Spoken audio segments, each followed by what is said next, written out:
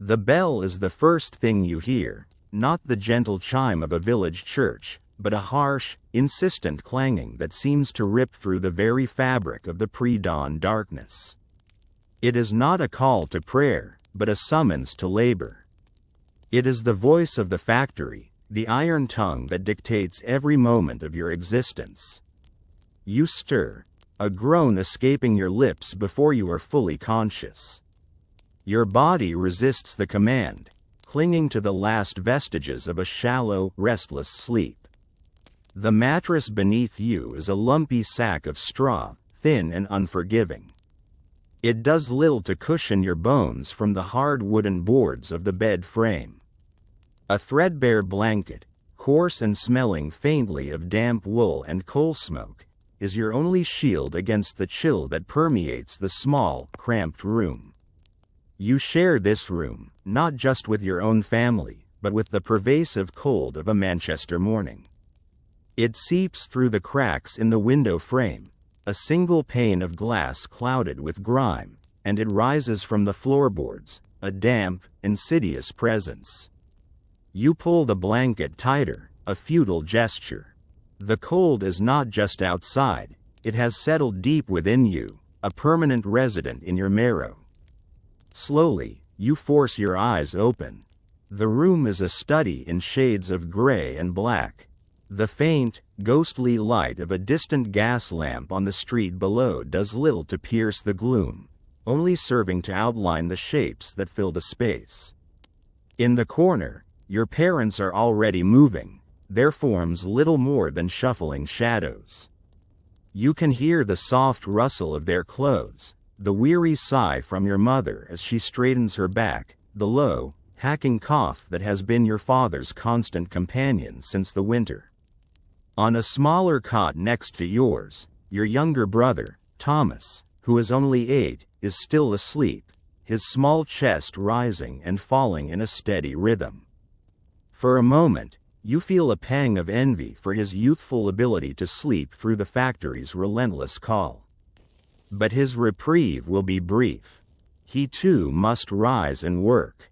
You swing your legs over the side of the bed, and your bare feet meet the splintery floorboards. The shock of the cold is sharp, immediate. You don't flinch. You have long since grown accustomed to it.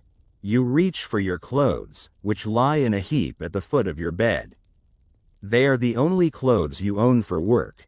A simple, coarse linen shift, a dark wool skirt, faded and patched in several places, and a shawl to wrap around your shoulders. The fabric is stiff and slightly damp, having never truly dried in the humid air of the tenement. As you dress, your movements are automatic, a routine honed by years of repetition. There is no thought involved, only muscle memory. You can hear your mother now at the small hearth in the corner, coaxing a small fire to life with a few precious lumps of coal. The flickering light casts long, dancing shadows on the walls, which are stained with soot and peeling in great swaths, revealing the dark, crumbling brick beneath. The room is kitchen, bedroom, and living space all in one. A single, rickety table and 2 chairs are the only furniture besides the beds. A bucket in the corner serves as the privy, its sour smell a constant, unwelcome guest. This life, this single, crowded room, is a world away from the one you remember, a faint, dreamlike memory from your earliest childhood. You remember a cottage with a thatched roof, surrounded by green fields. You remember the smell of fresh earth after rain, the sound of birdsong in the morning, the warmth of the sun on your face. Your father was a weaver then, a master of his own loom, working from home. Your mother tended a small garden. The work was hard, but it was their own. They were masters of their own time, their lives governed by the seasons, not by the tyrannical clang of a factory bell. But then the new machines came, the great power looms housed in enormous brick buildings that belched smoke into the sky.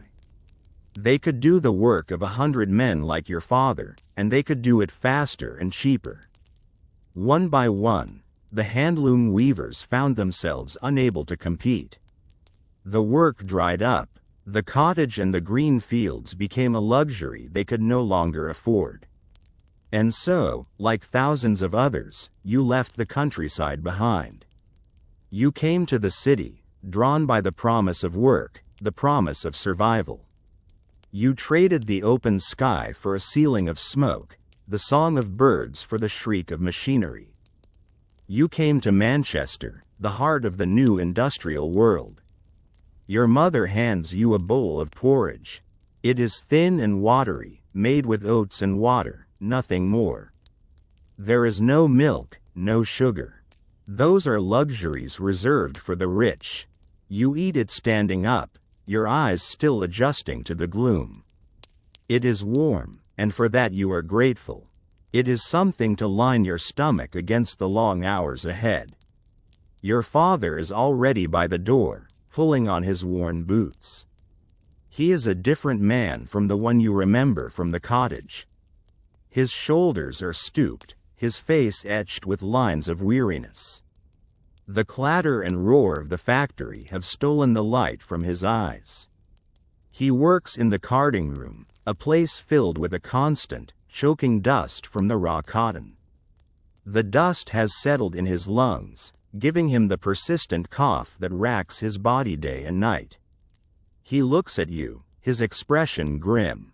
"Time to go, Alara," he says, his voice a low rasp.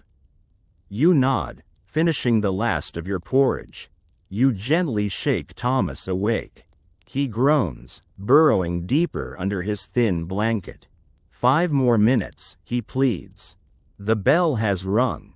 "Tom," your mother says softly, her voice tired but firm.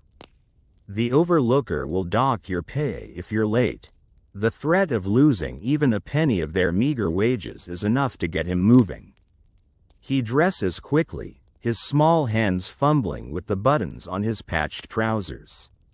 He is a scavenger at the mill, one of the smallest and most nimble of the child laborers.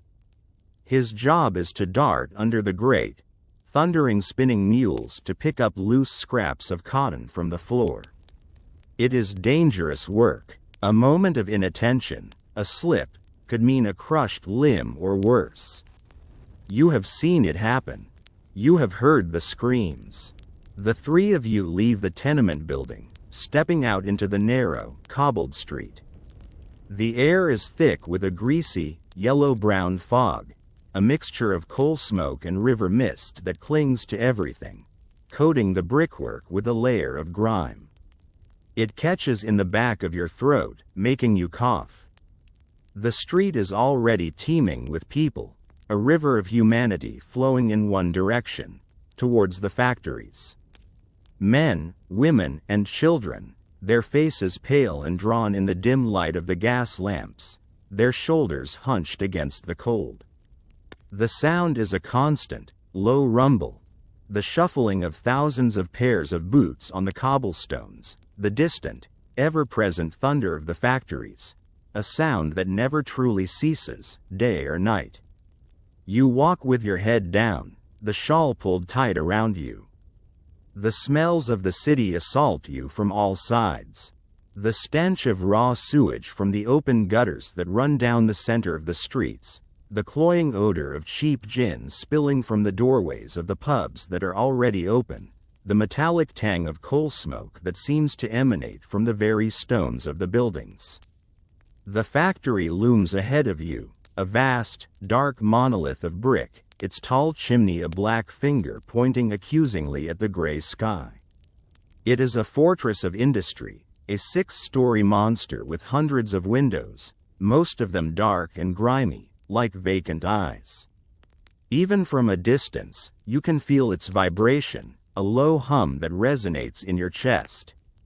As you get closer, the hum becomes a roar, a deafening, soul-crushing noise that seems to shake the very ground. This is the sound of progress, the sound of the Industrial Revolution. To you, it is the sound of your life. You join the throng of workers pouring through the great iron gates. A man stands at the entrance, the overlooker, his face hard and impassive, a pocket watch in his hand. He watches each worker file past, his eyes cold and assessing. You are not people to him. You are units of labor, cogs in the great machine. Any cog that is late, any cog that is slow, is a flaw in the system, to be corrected or discarded. You pass him without a glance, your face a mask of subservience. In here, attracting attention is a dangerous thing. You and your father part ways at the entrance. He heads for the carding rooms on the ground floor, disappearing into a cloud of cotton dust. You and Thomas begin the long climb up the stone stairs to the spinning rooms on the 4th floor. The noise grows louder with each floor you ascend, a symphony of chaos. The rhythmic, thundering crash of the power looms, the high-pitched shriek of the spinning frames, the clatter of shuttles, the shouts of the foreman. It all blends together into a single, overwhelming wall of sound that presses in on you, making it impossible to think, impossible to hear your own footsteps. The air on the 4th floor is thick and heavy, saturated with cotton fibers that hang in the air like a perpetual mist. You can feel them on your skin, in your hair, in the back of your throat. The heat is stifling, a damp, oppressive warmth generated by the hundreds of bodies and the friction of the machines. A warmth deliberately maintained because the cotton threads are less likely to break in a hot, humid environment. Your comfort is not a consideration. Only the efficiency of the machine matters. The spinning room is a forest of iron. Rows upon rows of spinning mules, great, complex machines stretching the length of the vast room. They move with a relentless, rhythmic precision, one part sliding out, drawing the cotton fibers into thread, then sliding back in as the thread is wound onto spindles. Your station is halfway down the 3rd row. You are a piecer. Your job, for the next 12 hours, is to watch the hundreds of threads on the mule in front of you. When a thread breaks, as they constantly do, you must move quickly, your fingers nimble and sure, to find the 2 broken ends and tie them back together in a tiny, perfect knot. You must do this without stopping the machine. You must do it while the carriage of the mule is sliding in and out, a massive piece of iron that would crush your hand without a second thought if you mistimed your movement. Your fingers are a blur of motion, a constant dance over the spinning threads. Tie, twist, pull, tie, twist, pull, over and over and over again. Your eyes scan the machine, constantly looking for the next break. Your mind is focused on this single, repetitive task. There is no room for stray thoughts, no space for daydreams. A moment of distraction could mean a painful injury, or worse, a dock in your pay for letting too many threads stay broken for too long. Thomas leaves you at your station, his small form disappearing under the vast machine. As a scavenger, he must crawl in the narrow space beneath the moving carriage, cleaning up the cotton waste. He must be quick, agile, and small. He must time his movements to the rhythm of the machine, darting in and out between the carriage's relentless back and forth slide. You try not to watch him. The sight of his small, vulnerable body moving in the shadow of the iron beast fills you with a cold dread. But you cannot afford to be distracted. You have your own machine to tend to, your own threads to piece. The foreman, Mr. Grimes, stalks the aisles between the machines, his eyes missing nothing. He is a large man, his face perpetually flushed, his voice a roar that can be heard even over the din of the machinery. He carries a short leather strap, and he is not afraid to use it on anyone he deems to be lazy or careless, especially the children. You keep your head down, your fingers flying. You have felt the sting of his strap before, a burning welt on the back of your hand for being too slow to mend a break. The morning drags on, each minute an hour, each hour an eternity. The heat and the noise are a physical assault. Sweat trickles down your back, plastering your thin shift to your skin. The cotton dust fills your lungs, making each breath a conscious effort. Your back aches from bending over the machine. Your neck is stiff from keeping your head in one position. Your fingers, though calloused and tough, are raw and tender from the constant friction of the threads. But you do not slow down. You cannot afford to. You are a part of the machine now, your movements synchronized with its relentless rhythm.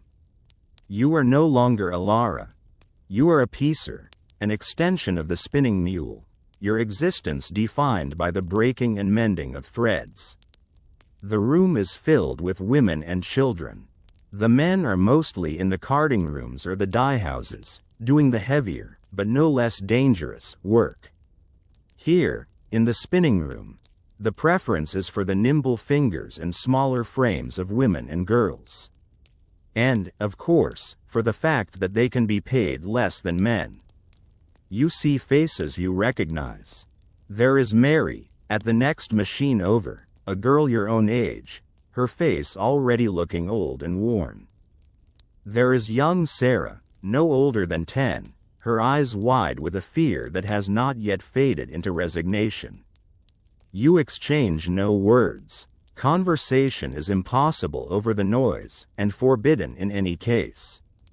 But sometimes, you catch each other's eye, a fleeting glance of shared understanding, a silent acknowledgement of your shared fate. Hours pass. The light from the grimy windows shifts, a slow, almost imperceptible change that marks the passage of time. There is no clock in the factory. The bell tells you when to start, and the bell will tell you when to stop. In between, there is only the work. Your mind, despite your best efforts to keep it focused, begins to wander.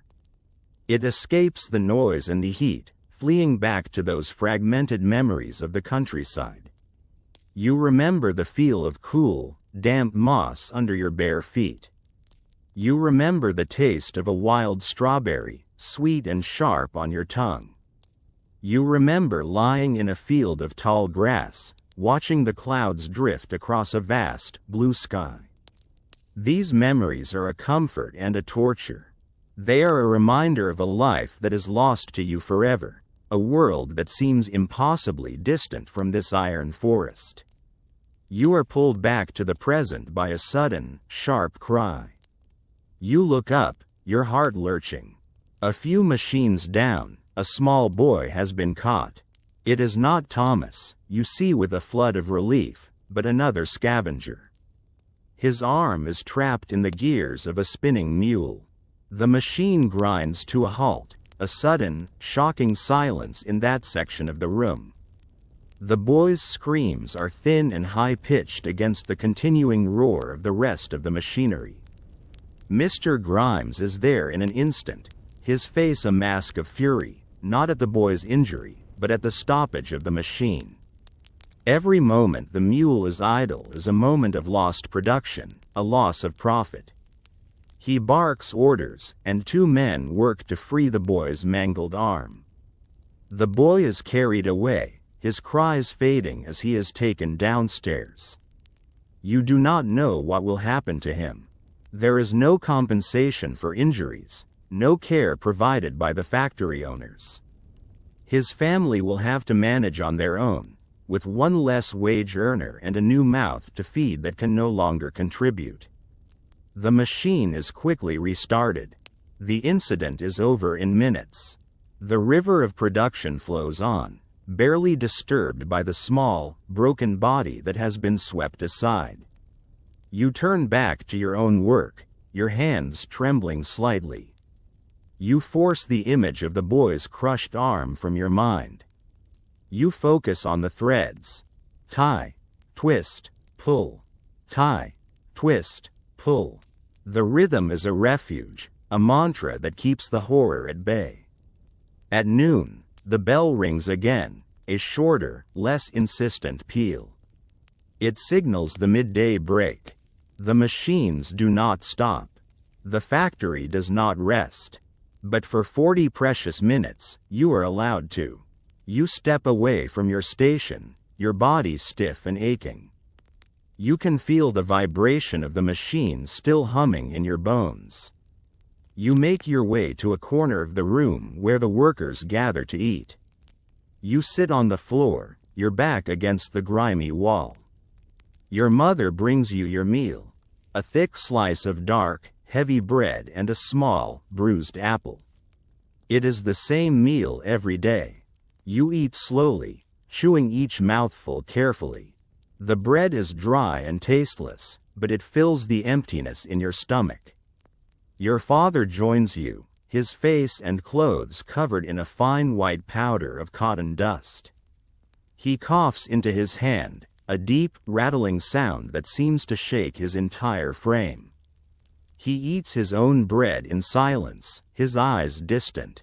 Thomas scrambles out from under his machine, his face streaked with grease and grime, but his eyes bright with a child's resilience. He wolfs down his food, his hunger more pressing than his exhaustion. He tells you about a rat he saw in the underworks, as big as a cat, he says with wide eyes. You listen, forcing a smile, trying to share in his childish excitement, but your mind is elsewhere. You are watching Mary, the girl at the next machine. She is not eating. She is leaning against the wall, her eyes closed, her face pale and slick with sweat. She has the cough as well, a gentler version of your father's, but persistent. You know the signs. The cotton dust, the heat, the exhaustion, they are a potent combination. The factories are breeding grounds for consumption, for lung diseases that the doctors call byssinosis, but that the workers simply call brown lung. It is a slow, creeping death sentence, and you see it written on Mary's face.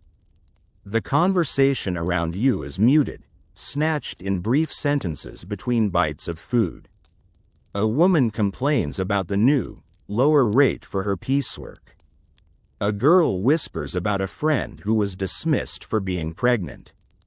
There are whispers, too, of something else. Of secret meetings held late at night in the back rooms of pubs. Of men talking about forming a union, about demanding better pay, shorter hours, safer conditions. Your father has spoken of this at home, his voice low and urgent. He talks of a charter, of rights, of the power of workers standing together. But your mother hushes him, her eyes filled with fear. Such talk is dangerous. Men have been fired, blacklisted, even arrested for organizing. The factory owners, the mill masters, have all the power. They have the money, the politicians, the police. To stand against them seems like standing against a force of nature, like trying to hold back the tide. The 40 minutes are over all too soon. The bell rings, its clang scattering the workers back to their stations. You rise, your muscles groaning in protest. The brief respite has only made you more aware of your exhaustion. You return to your spinning mule, to the endless dance of the threads. The afternoon is a mirror of the morning, a long, featureless expanse of noise, heat, and repetitive motion. Your mind grows numb. The world shrinks to the space immediately in front of you, to the threads that break and must be mended. You lose track of time. You are only a pair of hands, a pair of eyes, a cog in the machine.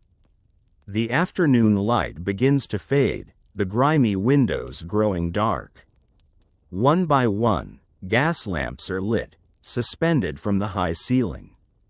They hiss and flicker, casting a harsh, yellow light over the room. The air grows even hotter, filled with the fumes from the lamps. The shadows they cast are long and distorted, turning the machines into monstrous, skeletal beasts, their moving parts like gnashing teeth and grasping claws. Working by gaslight is harder on the eyes. The flickering flames make it difficult to focus, and the threads seem to blur together. Your head begins to ache, a dull, persistent throb behind your eyes. Your movements become slower, less precise. You have to force your tired fingers to obey, to make the small, intricate knots that hold the world together. This is the most dangerous time of day. Fatigue makes you careless, and carelessness leads to accidents. You see Mr. Grimes strike a young girl across the back with his strap. She had been nodding off at her machine, her small body finally succumbing to exhaustion. Her cry is lost in the roar of the factory. You feel a surge of anger, hot and sharp, but you swallow it down. Anger is a useless emotion here. It is a luxury you cannot afford. You focus on your work, your movements becoming more deliberate, more careful. You will not give him a reason. You will not be careless. You will survive this day. Finally, after an eternity, the final bell rings. The sound is a release, a benediction. The great machines grind to a halt, one by one. The sudden silence is as overwhelming as the noise was. It rings in your ears, a hollow, empty sound. The only noise now is the shuffling of feet, the weary sighs of the workers as they step away from their stations. Your body is a single, throbbing ache.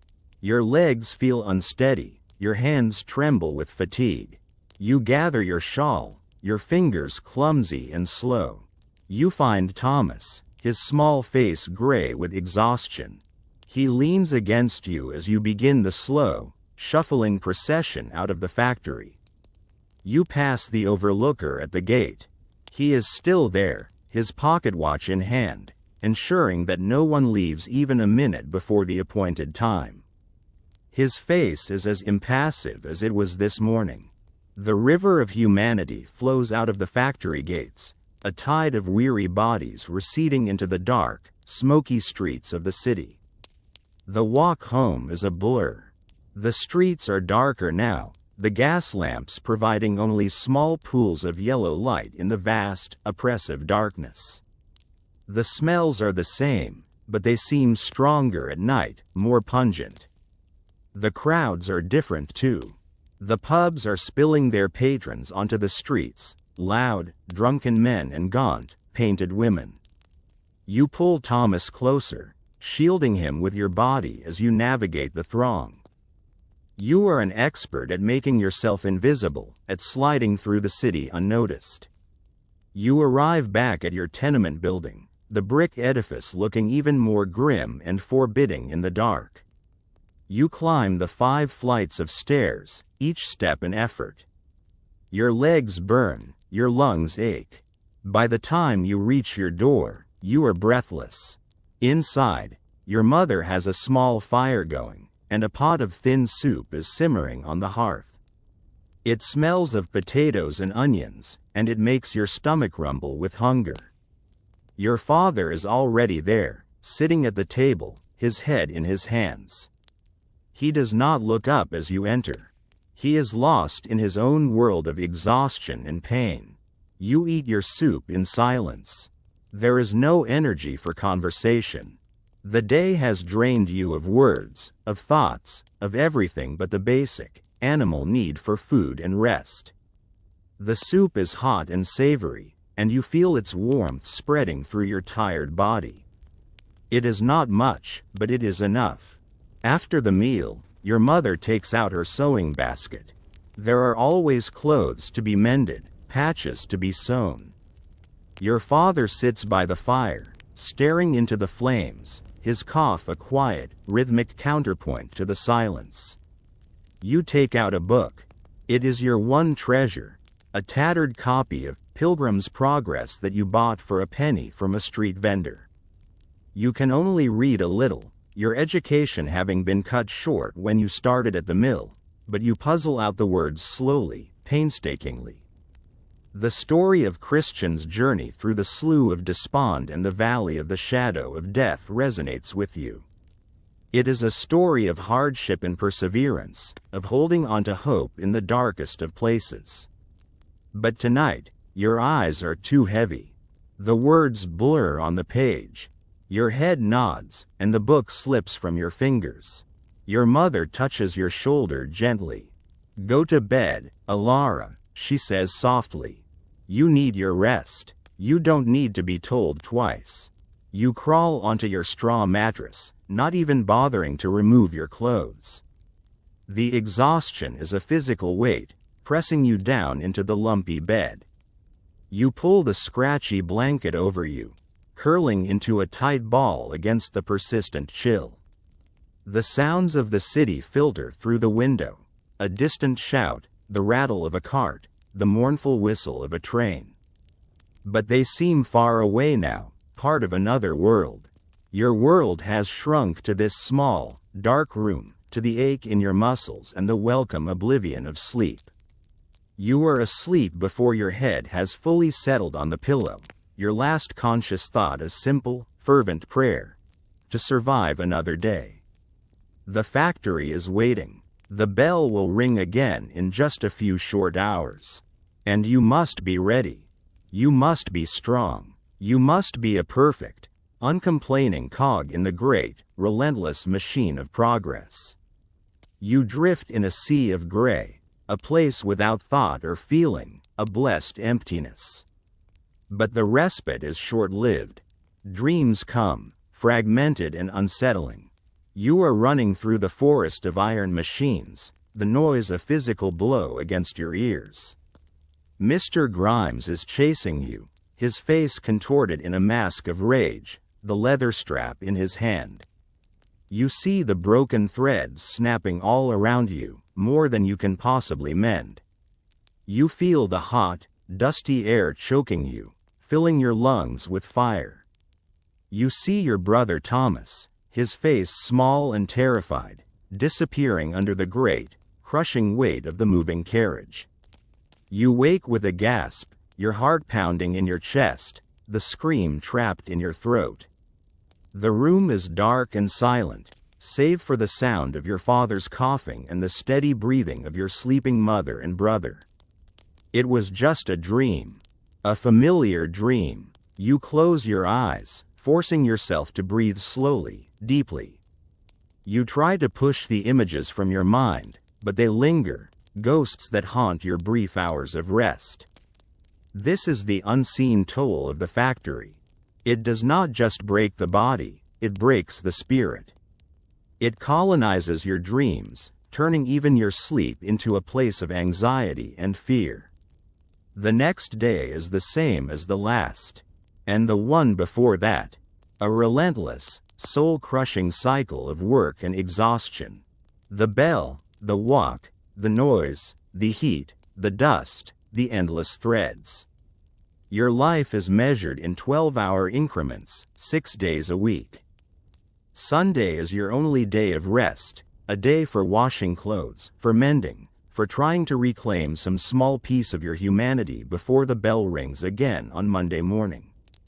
But even on Sunday, the factory is there, a silent, brooding presence at the edge of your consciousness. Its smoke stains the sky, its grime coats the streets. There is no escaping it. It is the center of your universe. Sometimes, on a Sunday afternoon, if the weather is not too grim, your family will walk to one of the small patches of green that pass for parks in the city.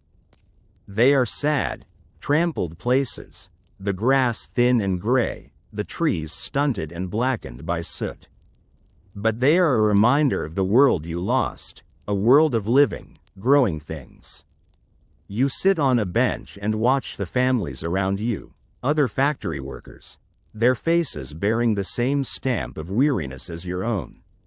You see the children, their play lacking the boisterous energy of country children. They are old before their time, their bodies and spirits shaped by the harsh realities of industrial life. You have been working at the mill for 5 years now. You started when you were 13. You are 18, but you feel much older. You look at your hands. They are not the hands of a young woman. The fingers are calloused, the nails broken and stained with grease. The skin is rough and chapped. They are the hands of a worker, a tool that has been worn down by constant use. You look at your reflection in the grimy window of a shop. The face that stares back at you is pale and thin, the cheekbones too prominent. Your eyes are shadowed with a permanent fatigue. There is a hardness in your expression that you do not recognize, a guarded, watchful look that has replaced the open curiosity of youth. The factory has remade you in its own image. It has stripped you of your softness, of your dreams, of everything but the will to endure. But even in this grim, unforgiving world, there are moments of connection, sparks of humanity that refuse to be extinguished. There is the silent glance of understanding with Mary at the next machine. There is the shared crust of bread with a hungry child. There is the quiet, fierce love of your family, a bond forged in shared hardship. And there are the whispers. The whispers grow more frequent, more urgent. You hear them in the brief moments of the midday break, in the dark corners of the pubs on a Saturday night. They are whispers of defiance, of resistance. They are the seeds of a movement that will one day challenge the absolute power of the mill owners. Your father has become more involved. He attends the secret meetings, his face alight with a passion you have not seen in years. He brings home pamphlets, crudely printed sheets of paper filled with words like rights, justice, and solidarity. He reads them aloud in a low, intense voice, and you listen, a strange mixture of fear and hope stirring in your heart. The pamphlets speak of a 10-hour day, of an end to child labor, of safer working conditions, of a living wage. They seem like impossible dreams, fantasies from another world. The mill owners are like gods, their power absolute, their wealth unimaginable. How can a handful of ragged, exhausted workers possibly stand against them? But the whispers continue. The seeds of change are taking root in the dark, fertile ground of suffering. One evening, your father comes home late. His eye is bruised and his lip is split. He had been at a meeting that was broken up by the police, who work for the mill owners. He and the other men were beaten and arrested. He was lucky to be released. Others were not so lucky. Your mother weeps, begging him to stop. "You will get yourself killed," she cries. "You will leave us with nothing." But your father is resolute. "If we do nothing," he says, his voice hoarse but steady, "we are already dead. We are just ghosts tied to these machines." Is that the life you want for Alara? For Thomas? A week later, something happens. It starts as a rumor, a whisper that spreads through the factory like wildfire. The workers at the Pendleton Mill, a few miles away, have walked out. They have gone on strike. The word hangs in the air, electric, dangerous, full of a terrifying possibility. A strike. It is a declaration of war. The mill owners will not tolerate it. They will bring in new workers, strikebreakers, desperate men who will work for even less. They will use the police, the army if necessary, to crush the resistance. But the workers at Pendleton are holding firm. They have formed a picket line, preventing anyone from entering the factory. They are demanding a 10-hour day. The news fills you with a sense of awe and terror. You look at the faces of the workers around you. You see the same emotions reflected in their eyes. Fear, yes, but also a flicker of something else.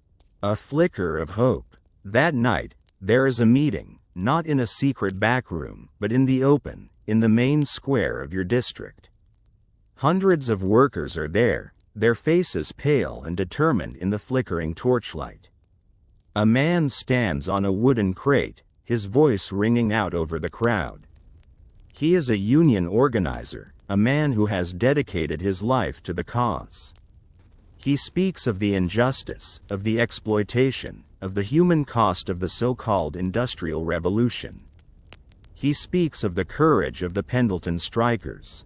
They are fighting for all of us, he roars, his voice filled with passion. They are showing us that the machine is not our master. We, the workers, have the power. If we stand together, we can bring the factories to a halt. We can demand our rights as human beings. The crowd roars its approval. The air crackles with a raw, powerful energy. For the first time, you feel that you are not just a cog in a machine. You are part of something larger, a community of suffering, but also a community of strength. The next day, the atmosphere in the factory is different.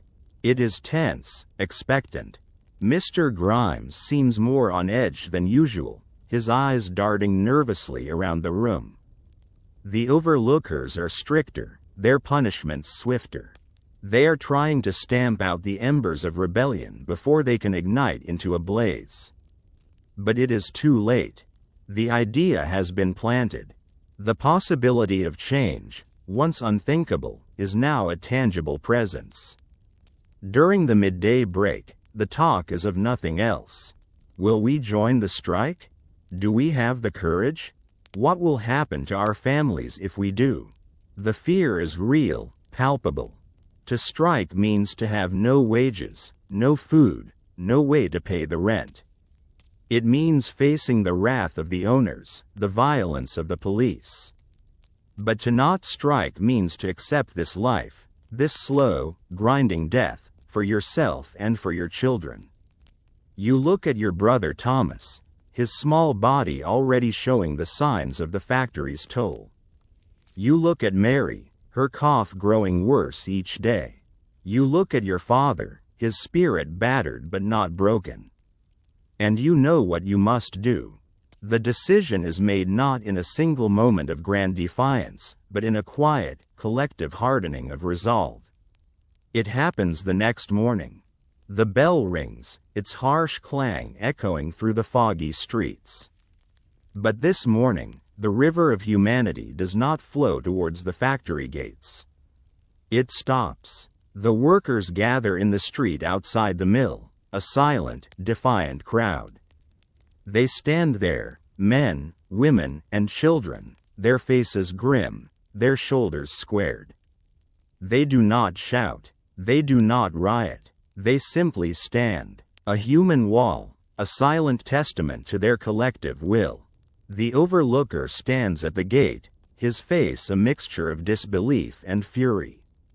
He shouts at the crowd, threatening, cajoling.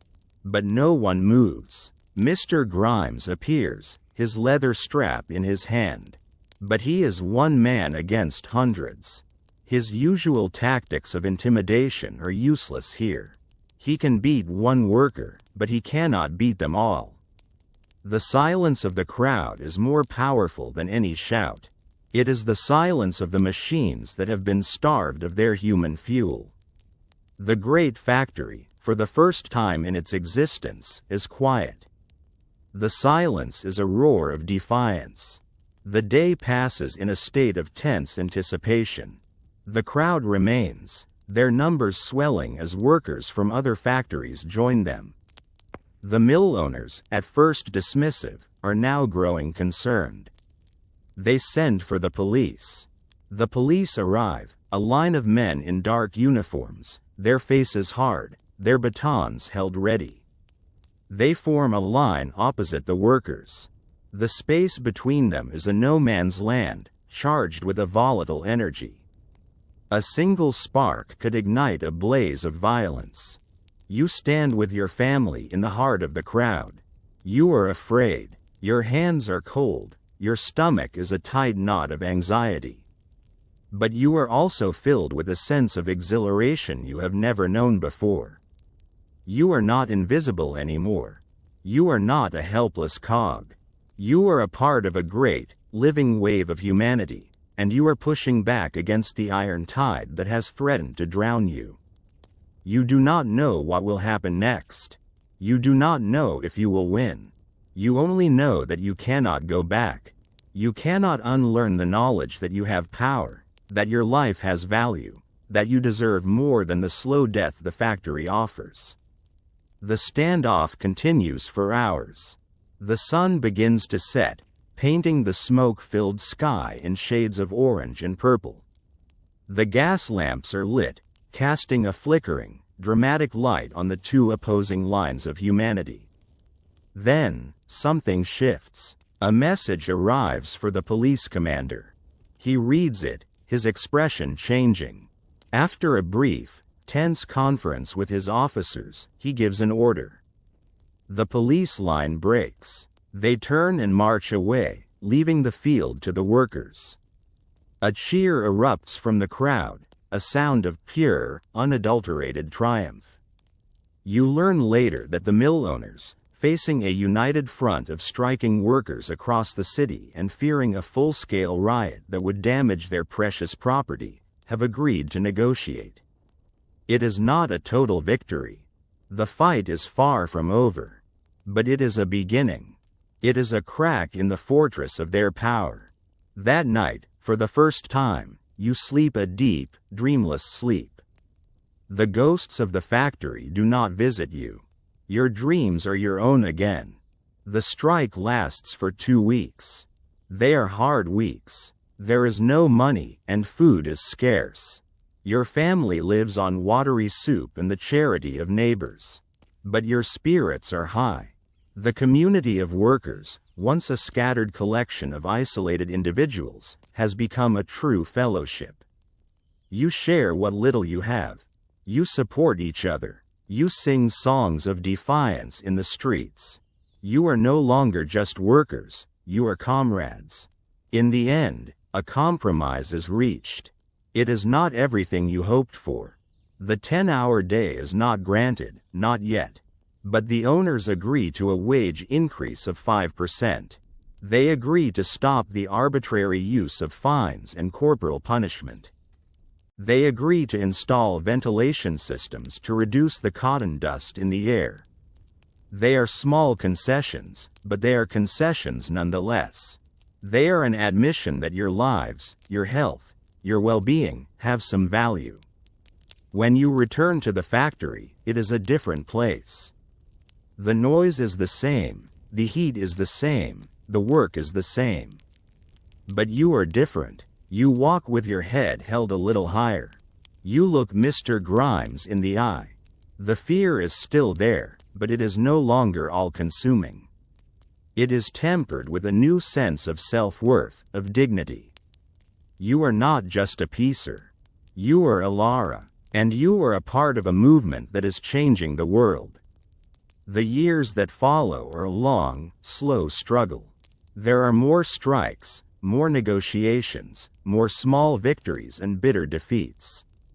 The path to reform is not a straight one. But with each passing year, the conditions improve, slowly, painfully. The hours are shortened, the wages inch upwards, the factories become marginally safer. The fight for workers' rights, born in the dark, satanic mills of the 19th century, becomes a defining struggle of the modern age. You spend the rest of your working life in the factory. You see the coming of electricity, which replaces the flickering, dangerous gas lamps. You see the introduction of new, more efficient machines, which require new skills and make others obsolete. You see the rise of the great trade unions, which give the workers a powerful, collective voice. You never marry. The factory has left you with little time or energy for romance. And the memory of the life you might have had, the life of a wife and mother, is a wound that has never fully healed. You watch your brother Thomas grow into a man. The factory has marked him. His body is thin and wiry, his growth stunted by the long hours and poor nutrition of his childhood. But he has your father's spirit, his fierce belief in justice. He becomes a union leader, a powerful speaker, a man who dedicates his life to the cause for which his father fought. You grow old. Your hair turns from brown to gray to a soft, snowy white. Your hands, once so nimble and quick, become stiff and gnarled with arthritis. Your body is a map of your life, a record of the long years of labor. You leave the factory when you are 65, your small savings and a meager pension from the union enough to see you through your remaining years. You find a small, clean room in a quiet part of the city, away from the thunder of the factories. You have a window that looks out onto a small garden. You spend your days reading, sewing, and sitting in the sun when it manages to break through the ever-present smoke. You have survived. Sometimes, you walk through the city and look at the new generation of factory workers. They are better dressed, better fed. They work an 8-hour day. They have rights that you and your father could only dream of. They do not know the world you knew, the world of the 12-hour day, of the overlooker's strap, of the child scavengers darting under the iron machines. And you realize that this is the meaning of your struggle. This is the legacy of your long, hard life. You fought, you endured, you survived, so that they would not have to. You are a forgotten soldier in a long and bitter war, a war for dignity, for justice, for the simple right to be treated as a human being. Your name will not be remembered in the history books. There will be no statues erected in your honor. But your legacy is written in the lives of the millions who came after you, in the safer workplaces, the fairer wages, the rights and protections that were bought with the sweat, the tears, and the blood of your generation. As you sit in your quiet room, the sounds of the modern city a distant murmur, you close your eyes and let your mind drift back one last time. You are a young girl again, standing at your spinning mule in the deafening roar of the factory. You feel the heat on your face, the dust in your lungs, the ache in your back. You see the endless, breaking threads, and you feel the quiet, unbending strength that allowed you to endure it all. You feel the slow, steady rhythm of your own breathing, a rhythm that has sustained you through a lifetime of hardship. In and out. In and out. It is the rhythm of survival, the rhythm of a life that, against all odds, has been lived with a quiet, unyielding courage. And as you sink into the gentle peace of your old age, you know that you have earned your rest. You have fought your fight. You have kept the faith. And the world is a better place for it. The noise of the factory fades into a distant memory, replaced by the soft, gentle silence of a life that has finally found its peace. You are comfortable, you are warm, and you are, at long last, at rest. Your breathing is deep and even, a soft and steady tide, pulling you down into a well-deserved, peaceful sleep. Let the world outside fade away. There is nothing more to do, nothing more to struggle against. There is only this stillness, this quiet, this profound and gentle rest. Sleep now, sleep. The command is an echo in the quiet of your room, a gentle dismissal of a long and wearying life. But sleep, true, deep sleep, is a visitor that does not always come when called, especially not to the old. You drift in the liminal space between memory and awareness, the weight of your 80 years pressing you lightly into the mattress. A mattress filled not with straw, but with soft flocking, a comfort your younger self could not have imagined. The darkness is not the absolute, oppressive black of the tenement, but a softer, more permeable dark, patterned by the silvery moonlight filtering through a clean window pane. There is silence, a true and profound silence, broken only by the gentle ticking of a small mantel clock and the whisper of your own breath. The factory is gone. Its roar is a phantom in your memory, its iron grip loosened by the passage of decades. You have outlived it. You have outlived the foreman, Mr. Grimes, with his leather strap and his choleric rage. You have outlived the mill owner, whose name you have long forgotten, a man who built an empire on the breaking of bodies like yours. You have outlived almost everyone you knew in those hard, gray years. You are a relic, a survivor, a ghost haunting a world that has been utterly transformed. A new day begins not with the violent clang of a bell, but with the gentle, persistent light of dawn. It creeps into your room, soft and apologetic, tracing the patterns of the lace curtains on the floor. You wake slowly, your old bones protesting with a familiar chorus of aches and creaks. You sit on the edge of your bed, your feet finding not cold, splintery floorboards, but a small, hooked rug, its worn wool a small kindness to your soles. The air is cool but not biting, and it smells of lavender from a sachet your neighbor's daughter gave you last Christmas.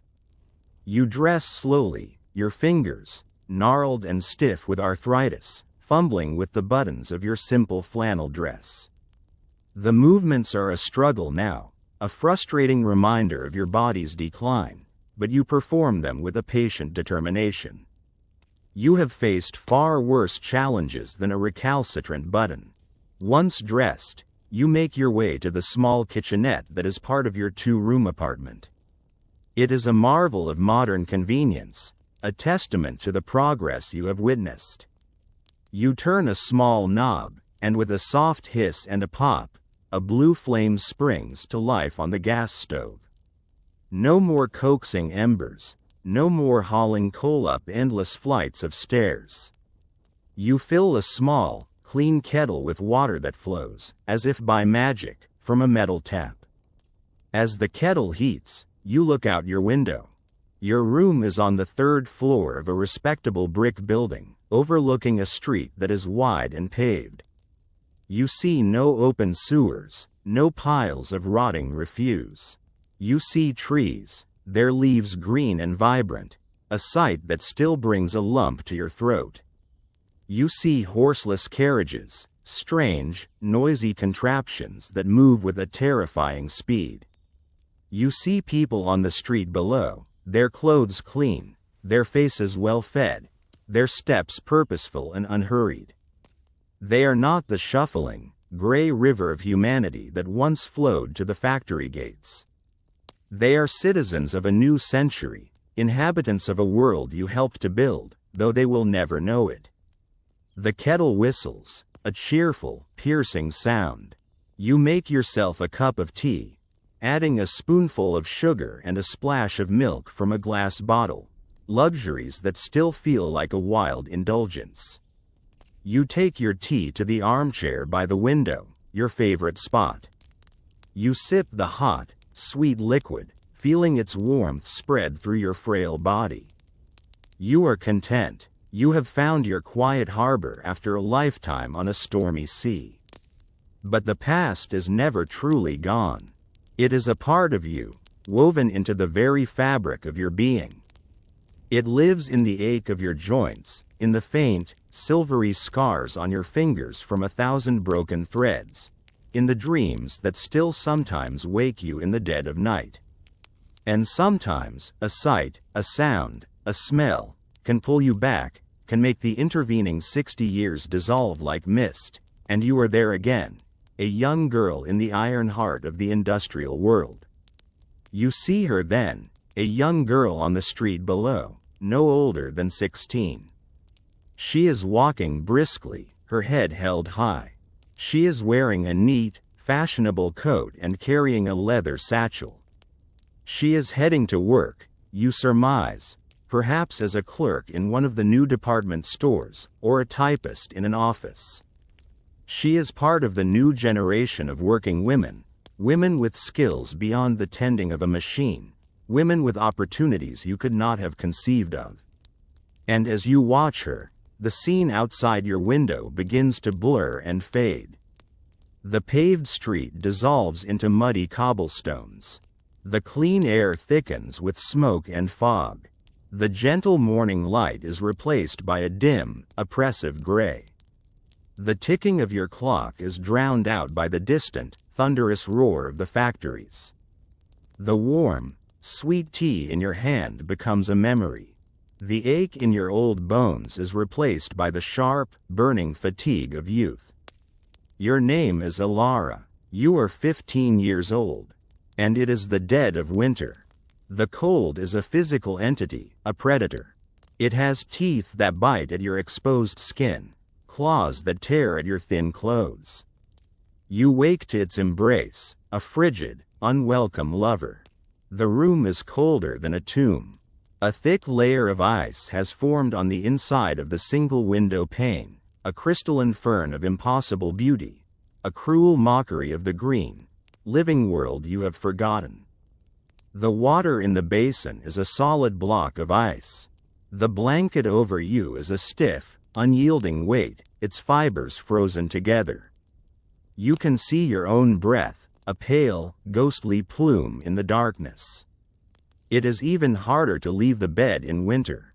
The brief, inadequate warmth your body has generated under the blanket is a sanctuary you are loath to abandon. But the bell has rung, its iron voice even more jarring in the frozen silence of the morning. To be late in winter is to risk more than the overlooker's strap. It is to risk freezing on the long walk to the mill.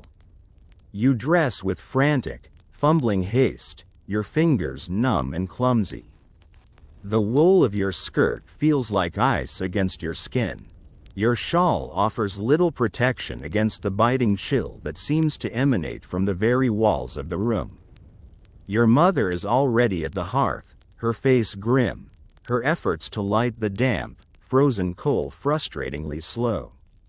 The fire, when it finally catches, is a small, sullen thing, offering little more than a flicker of light against the oppressive darkness. The porridge this morning is even thinner than usual, a gray, watery gruel that does little to warm you. The hunger is a constant companion in winter, a gnawing ache in your belly that is never truly satisfied. You eat it quickly, shivering, your teeth chattering. Your father's cough is worse in the cold. It is a deep, tearing sound that seems to rip through his chest, leaving him breathless and gasping. He huddles by the small fire, trying to absorb its meager warmth into his racked body.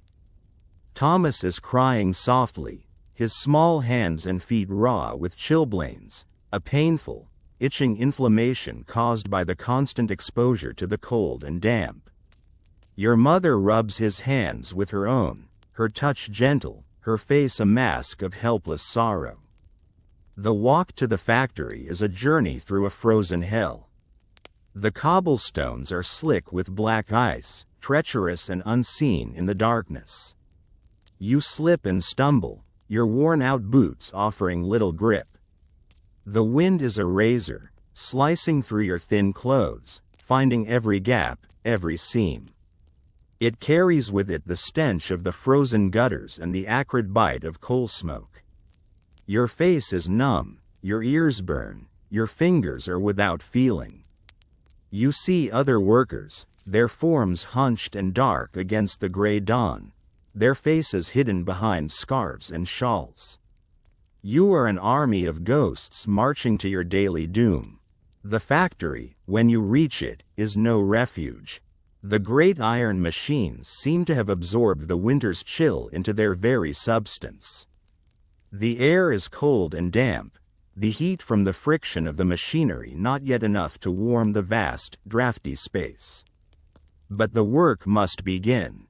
The great water wheel that powers the mill has been struggling against the ice on the river, but it turns, and so the machines turn, and so you must turn with them. The cold makes the work harder, more dangerous. Your fingers are stiff and slow, less nimble on the threads. The threads themselves, brittle from the cold, snap more frequently.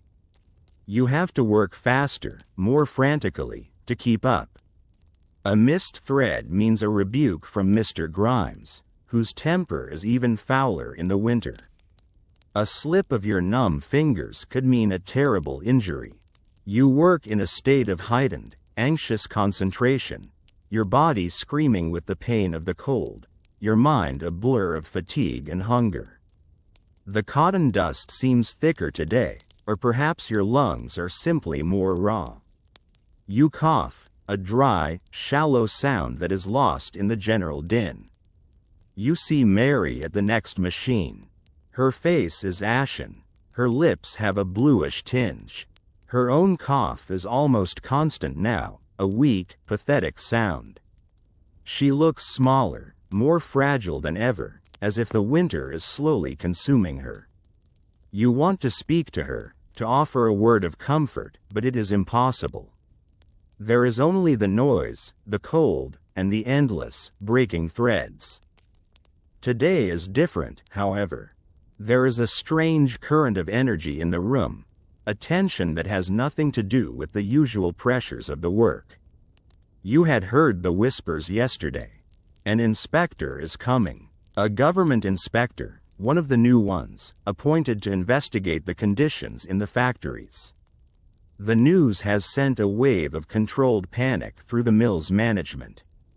For the past 2 days, there has been a frantic effort to present a respectable face to the outside world. The floors have been swept with more care than usual. The grimiest of the windows have been washed. The youngest of the child laborers, the ones under the legal working age of 9, have been told to stay home, or hidden away in the deepest recesses of the mill, out of sight. You have been warned, all of you, in no uncertain terms. You are to answer the inspector's questions politely. You are to say that you are treated well, that the work is not too hard, that the food is sufficient. You are to lie. The penalty for telling the truth is immediate dismissal. To be fired from one mill means to be blacklisted from all of them. It is a death sentence. The inspector arrives in the late morning. He is a gentleman, dressed in a fine wool coat and a tall silk hat. He looks out of place in this grimy, chaotic world, a creature from another planet. He is accompanied by the mill owner himself, a portly, florid man whose expensive clothes cannot conceal the hardness in his eyes, and by a nervous-looking clerk who carries a notebook and pen. Mr. Grimes precedes them, his usual roar replaced by an obsequious, fawning murmur. He bows and scrapes, pointing out the features of the machinery, his face beaming with a false pride. The small procession makes its way down the aisle, a bubble of silence and order moving through the sea of noise and chaos. The machines in their immediate vicinity are slowed, the roar diminishing to a manageable hum, to allow for conversation. The workers at those machines have been hand-picked, the healthiest, the most presentable, their faces washed, their clothes mended. The inspector stops near your station. Your heart begins to pound, a frantic drum against your ribs. He looks at the great spinning mule, his expression a mixture of awe and bewilderment. "Remarkable," he says, his voice surprisingly soft.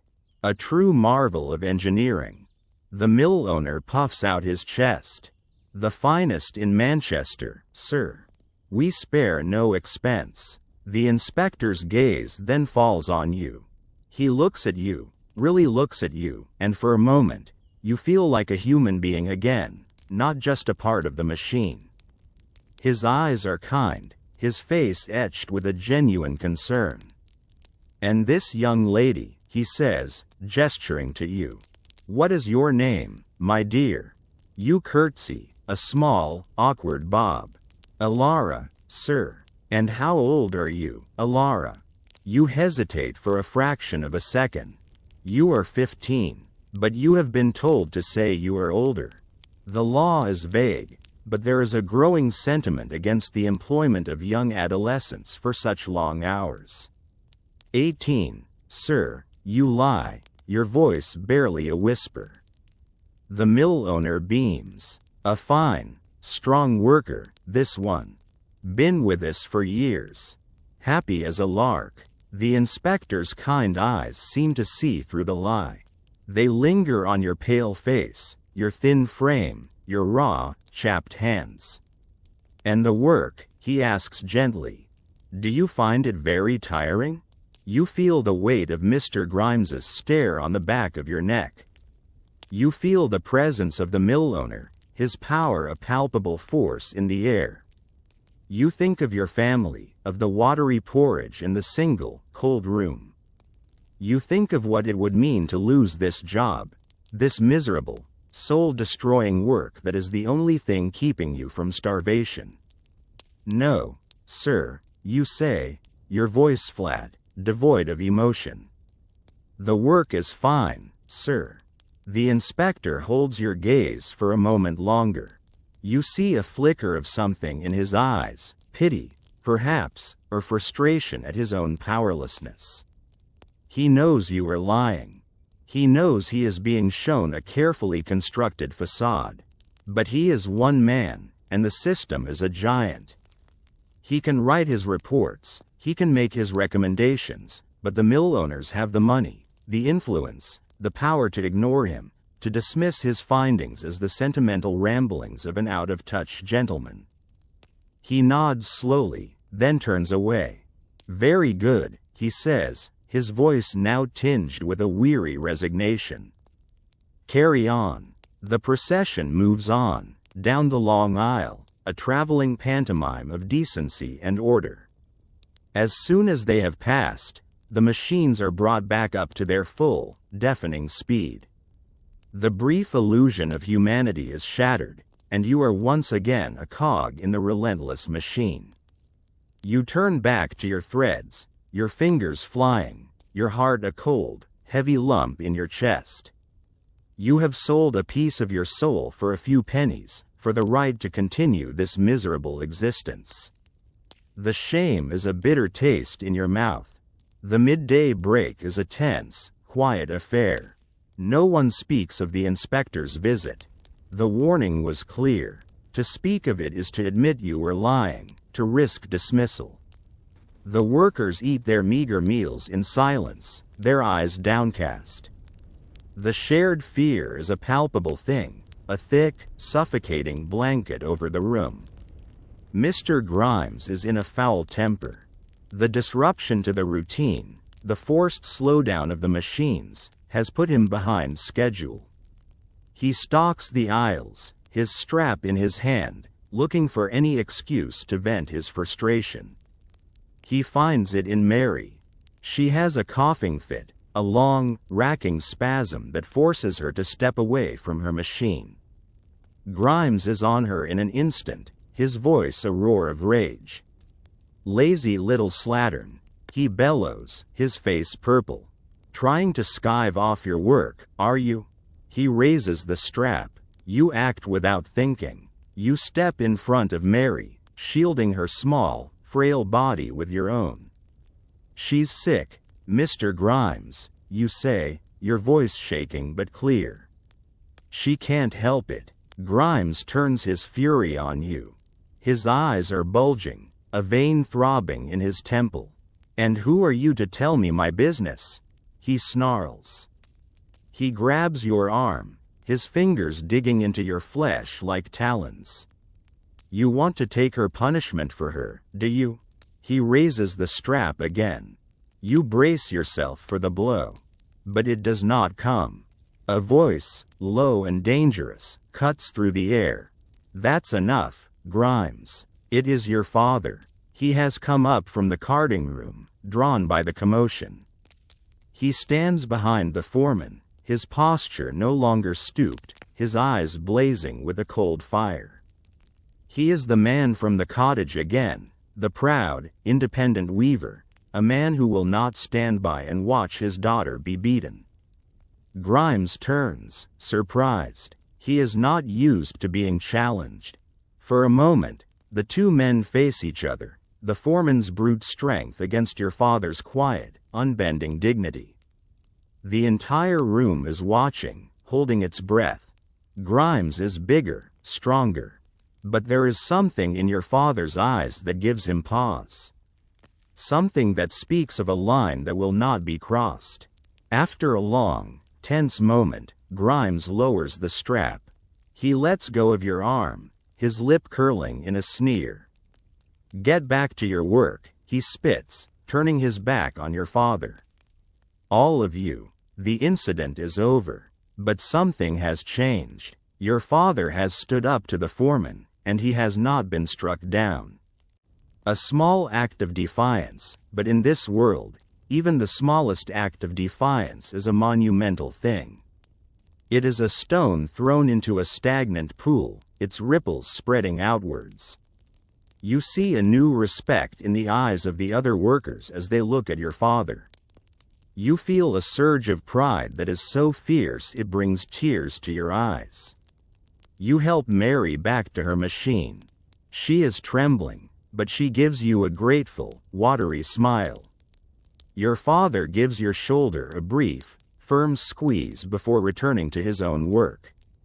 No words are exchanged. None are needed. The afternoon is long and hard. The cold seems to seep deeper into your bones. The ache in your body becomes a constant, throbbing pain. But you work with a new determination. The shame you felt earlier has been replaced by something else, something harder and more resilient. You are your father's daughter, and you will not be broken. When the final bell rings, you feel a sense of relief that is so profound it is almost painful. You have survived another day. You have survived the cold, the hunger, the exhaustion, the foreman's rage. You have survived. You walk home through the frozen, dark streets, leaning against your father, his presence a source of strength and comfort. The tenement room feels almost welcoming tonight. The small fire on the hearth is a beacon of warmth in a cold world.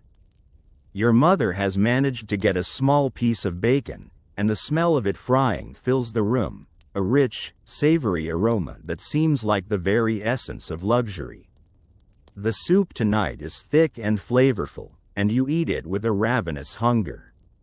After the meal, your father does not sit in silence as he usually does. He tells you and Thomas stories of his life in the country, of the village festivals, of the mischievous pranks he played as a boy. He speaks of a world of freedom and community, a world that seems impossibly far away, but that he brings to life with the power of his words. You listen, mesmerized. You see that the factory has not destroyed him completely. His spirit, battered and bruised, is still alive.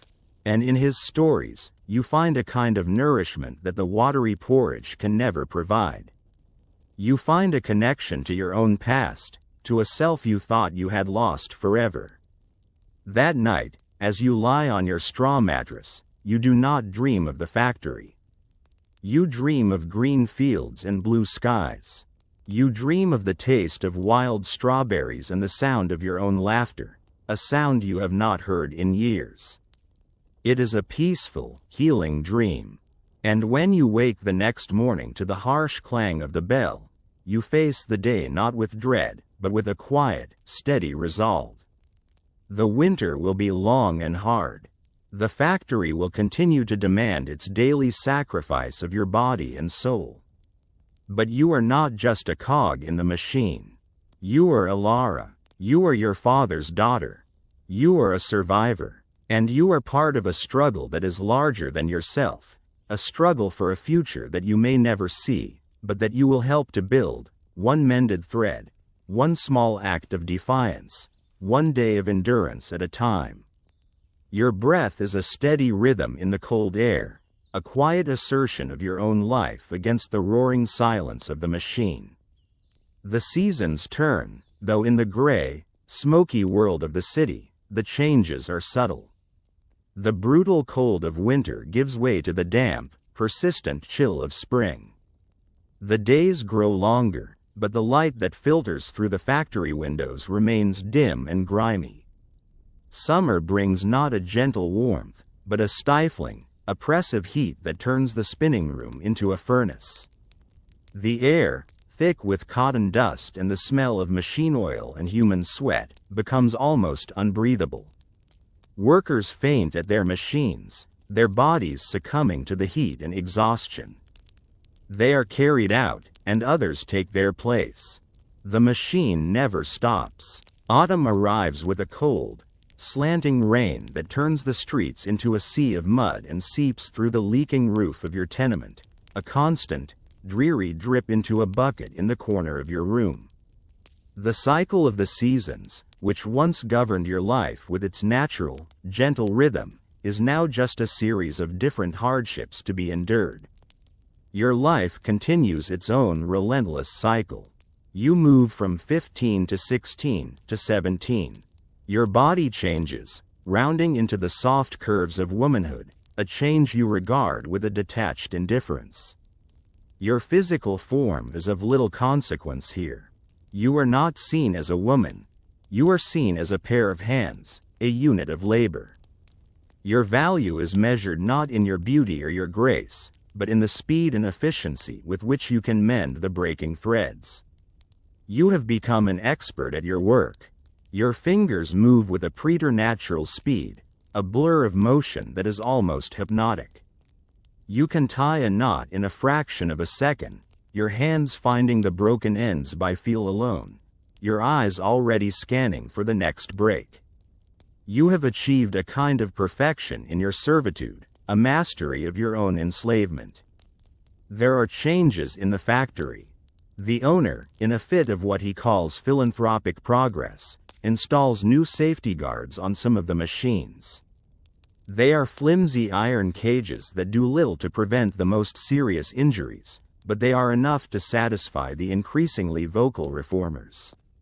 The owner also institutes a factory school, a place where the child laborers are supposed to receive 2 hours of instruction each day. It is a cynical joke. The school is a small, dark room in the basement. The teacher is an elderly, broken-down clerk who can barely read himself.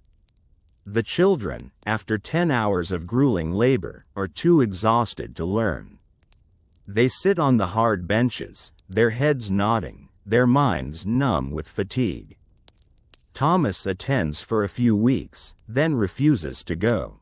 "It's a waste of time," he says, with a child's simple, devastating logic. "I'd rather have the extra sleep." You cannot argue with him. The union movement grows stronger, more organized. There are more strikes, some successful, some brutally crushed. Your father remains at the forefront of the struggle, a respected leader in your small community. His health is failing. The brown lung has taken a deeper hold, and his coughing fits are now so violent they leave him weak and trembling. But his spirit is undimmed.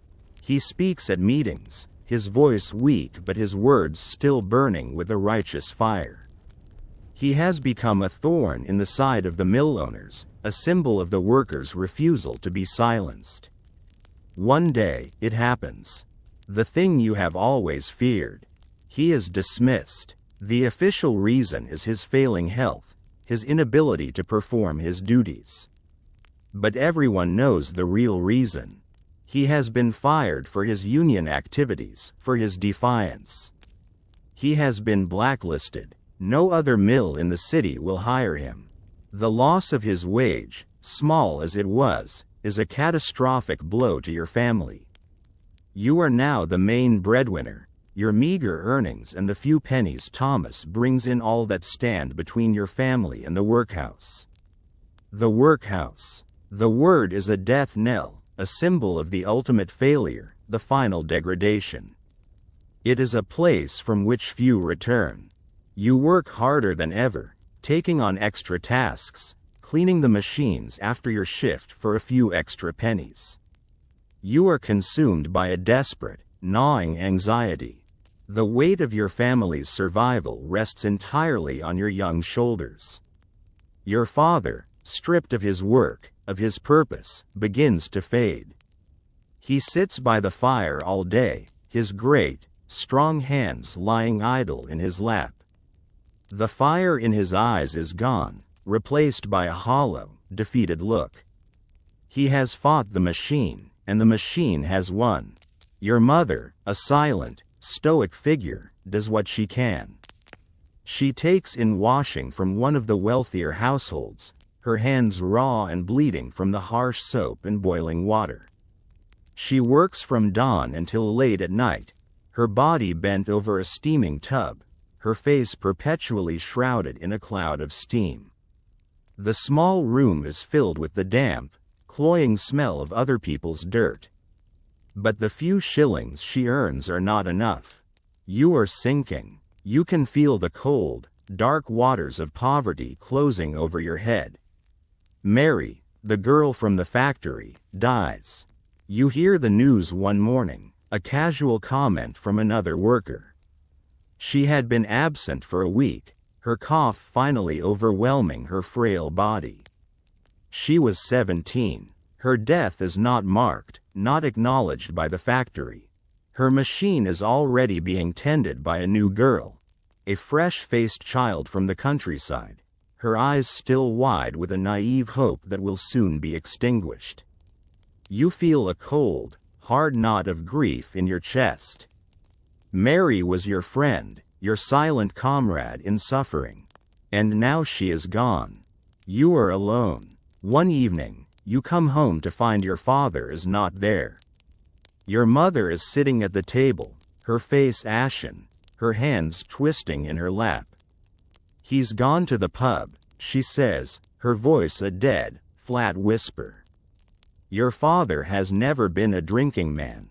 He always regarded the gin palaces with a mixture of pity and contempt, seeing them as just another tool the owners used to keep the workers poor and powerless. But his defeat has broken something inside him. He has gone seeking the one thing the world has left him, the temporary, false comfort of oblivion. He comes home late, staggering and reeking of cheap gin. He is not the man you know. His eyes are glazed, his speech slurred. He stumbles and falls, and you and your mother have to half carry him to his bed. The next day, he is filled with a terrible, self-loathing shame. But that night, he goes to the pub again. And the night after that, the downward spiral has begun. The money your mother earns from the washing now goes to pay for your father's drinking.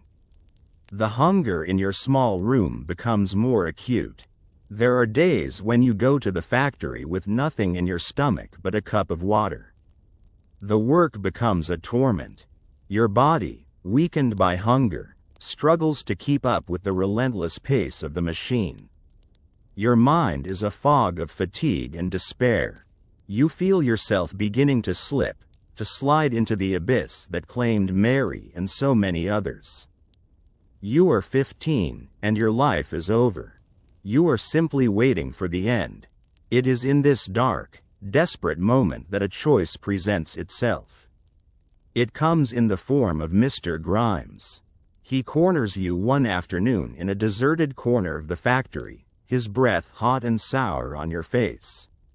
He has been watching you, he says, his eyes moving over your thin body with a new, unpleasant kind of assessment. He knows your family's situation. He knows you are desperate. He can help, he says. He can arrange for you to have a better position, lighter work, more pay.